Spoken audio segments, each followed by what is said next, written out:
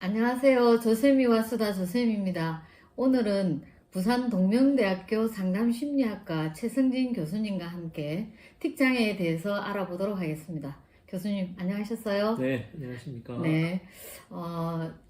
틱장애 하면 초등학교 학부모님들께서 관심이 굉장히 많은 걸로 알고 있는데요. 네, 제가 한 26년 정도 학교 생활을 하면서 주로 초등학교 학생들이 좀 주로 많았고요. 그 다음에 네, 중학생, 그 다음에 저는 성인이 된 60대 아저씨도 본 적이 있습니다. 네, 네. 예, 그래서 틱장애 하면 틱이 무엇인지 혹시 교수님께서 정의와 그 증상을 말씀해 주시면 고맙겠습니다. 네. 틱은 이제 불수의적이다라고 하는데 무의식적으로 몸이 움직이거나 아니면 음성으로 나타나는 그런 증상을 이제 틱 증상이라고 하는데요. 틱 증상은 크게 두 가지로 나눌 수 있습니다. 하나는 음성 틱, 또 다른 하나는 운동 틱으로 나타날 수 있는데 이 음성 틱과 운동 틱은 불수의적으로 내가 원치 않았음에도 불구하고 그것을 억제할 수 없을 정도로 나타나는 경우라고 할 수 있는데요. 대표적인 운동 틱은 몸을 움찔거린다거나 어깨를 들썩거리고 또 이렇게 인상을 찌푸리는 이런 행동들이 불수의적으로 나타나는 거고요.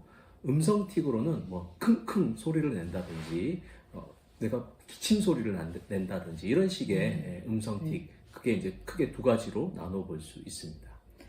네, 저는 이제 성인분인데, 이제 저하고도 상담을 몇 번 한 분인데, 교수님 말씀대로 이렇게 어깨를 계속 들썩이고, 네, 저는 또 한 분은 입을 이렇게 아예 계속 이렇게 시간대별로 이렇게 벌리고 그러시더라고요. 네, 그래서, 네, 성인들도 틱이 계속 이렇게 지속이 되는구나, 네, 이런 생각을 들었거든요. 네.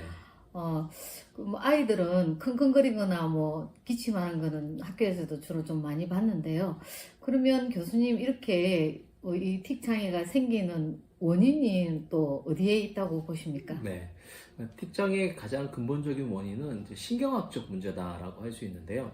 뇌 구조 중에서 이제 피질하 구조라고 저기 뇌 안쪽에 기저핵이라는 구조가 있습니다. 이게 이제 운동과 관련된 기능을 담당하고 있는데 이제 운동 억제가 제대로 안 되었을 때 나타나는 그런 문제가 가장 일차적인 문제이고요. 부모님들이나 주변에서 이 틱의 원인을 심리적인 것으로 보는 경향들이 있으신데 실제로는 그렇지 않습니다. 가장 기본적으로는 뇌의 문제다라고 할 수 있고 이런 심리적인 변인들은 그 틱의 증상들을 보다 더 심각하게 하거나 증상들을 더 악화시키는 데는 영향을 줄 수 있지만 근본적인 원인은 심리적 변인이 아니라 바로 뇌의 신경학적인 문제다라고 할 수 있습니다.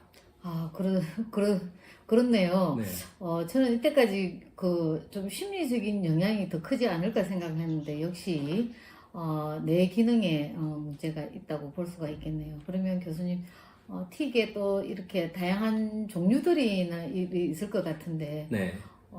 좀 자세하게 설명해 네. 주십시오. 앞서 이제 말씀드린 대로 운동 틱과 음성 틱, 그게 이제 두 가지로 나눌 수 있는데, 이제 일과성 틱이라는 게 있습니다. 이거는 틱이 나타났다가 또 이제 일정 시간이 지나면 사라지는, 보통 한 1년 정도를 두는데요. 그렇게 이제 일과적으로 나타난 틱이 있고, 또 이제 만성 틱이라고 해서 이제 1년 이상 지속이 되는 틱을 만성 틱 이렇게 나눌 수 있고요.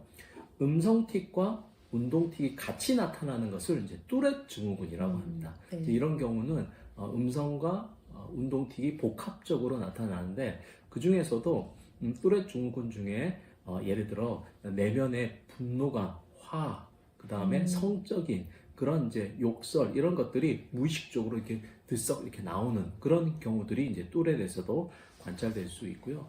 이런 이제 틱들은 앞서도 이제 초등학교, 중학교 이렇게 어린아이들에게서 많이 관찰이 되는데 성인기가 되면 이제 자연스럽게 이제 없어지는 경우들도 있고 그 틱 증상이 이제 계속 지속되는 이제 그런 분들도 있습니다. 네. 그, 제가 그 교육청에 이제 서 근무했을 때 그 학교로, 초등학교로 순회를 나간 적이 있었는데요. 그 이제 틱이 있는 아이들을 친구들이 계속 놀리고 이러는 걸 보고 제가 이제 그때 틱이 좀 굉장히 좀 치료도 좀 해야 되고 하는 생각들을 많이 했었거든요. 네, 그리고 특히나 또 어린아이들은 친구가 자꾸 킁킁거리거나 이렇게 뭐 어깨를 들썩이거나 자꾸 이 행동을 하니까 이 놀림의 대상, 따돌림의 대상까지 되기도 하더라고요. 그렇죠. 예, 중학교에도 마찬가지고요. 네. 그래서 이런 이제 치료가 좀 빨리 진행이 돼야 되지 않을까 이런 네. 생각들을 해보는데요. 그러면 치료에는 또 어떤 방법들이 있을까요? 네. 앞서 제가 이제 틱이 기본적으로 신경학적인 문제가 있다라고 말씀을 드렸듯이 접근법도 치료적 접근법도 이제 생물학적인 접근법이 가장 기본이 됩니다. 항도파민제를 주로 많이 쓰거든요. 그런 이제 약물 치료를 가장 기본으로 틱 치료에 사용이 되고 있고요.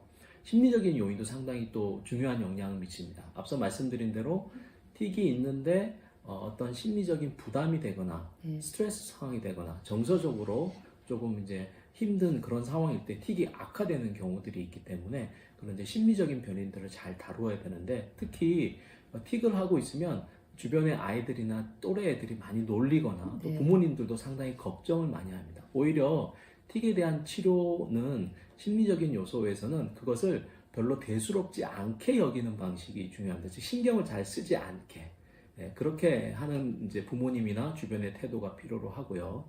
또 이제 긴장 이완하는 요소들 이런 기법들이 심리치료적인 기본 요소로 활용이 되고 스트레스를 잘 관리할 수 있는 이런 방법들이 또 틱 치료에 활용이 되고 있습니다.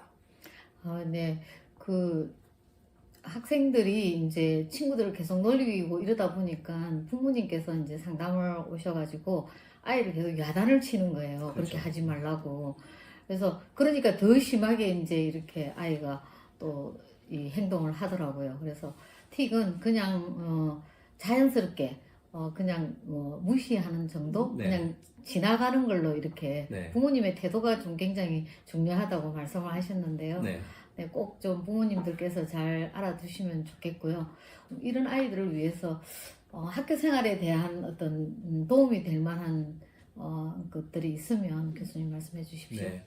우선은 틱에 대한 이해가 좀 필요하다라는 생각이 듭니다. 사람들이 이제 네. 틱 문제를 보고 너 좀 이상한 거 아니야? 또 어떤 낙인을 찍는 이제 그런 일들이 많이 벌어지기 때문에 병에 대한 이해를 위해서는 학교 선생님뿐만 아니라 또 학부모님들도 학교에서 아이들에게도 이제 틱의 정확한 이유나 증상이나 그런 것에 대한 교육이 좀 필요로 하다라는 생각이 들고요.